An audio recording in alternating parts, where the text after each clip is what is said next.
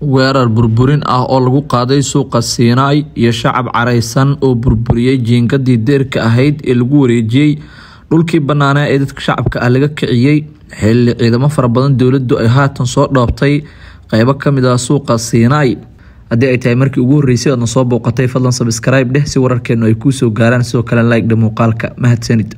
shacab aad u careysan ayaa maanta waxa ay weerar xoogan ku qaadeen jiingadii deerka ahayd ama lagu wareejiyay suuqa Siinay oo dhawaan dad shacab laga barakiciyay isla markaana muran xoogan uu ka taagnaa shacabkan ayaa waxa ay fiiqeen jiingadaasi iyaga oo sidoo kale burburin xoogan ku sameeyay jiingadaasi oo dhulka ay dhigeen intiisa badan. dowladda federaalka ayaa dhanka kale talaabo qaaday oo ciidamo aad fara badan haatan soo dhoobtay suuqa Siinay halkaas oo haatan dib loo dhisayo jiingadii ay dadka shacabka burburiyeen. suuqa ayaa waxaa la sheegay in dad ganacsatada laga iibiyay isla markaana dadkii shacabka ahaa intooda badan laga barakiciyay. halkaas ayaana dadka shacabka waxa ay diidan yihiin in dad kale ay dhistaan iyaga oo ka xun jiingad saacadii la soo dhaafay ay dowladda federaalka ah ku wareejisay suuqaasi taasi oo ahayd jiingad cad oo loogu talagalay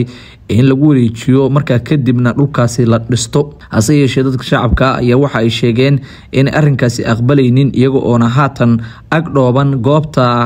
ay ciidamada dowladda federaalka isku gadaameen ee suuqa Siinay isla markaana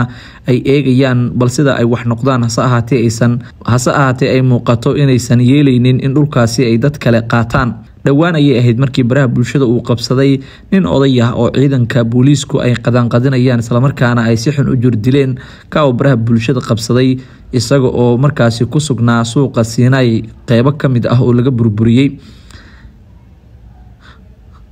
tani waxay ku soo aadaysaa xilli muddooyinkii ugu dambeeyay waawaan ay dowladdu waday isla markaana dadka shacabka ah iyo dad kale oo guddi ah oo iska soo dhex saareen ay waawaan ka wadeen barakicinta dhulka dadka shacabka laga barakicinayo ee horey dowladdu ay u lahayd qaarkood. waxaana haatan la sheegayaa in markaasi xaalad kacsanaana ay ka taagan tahay suuqa Siinay ee magaalada Muqdisho.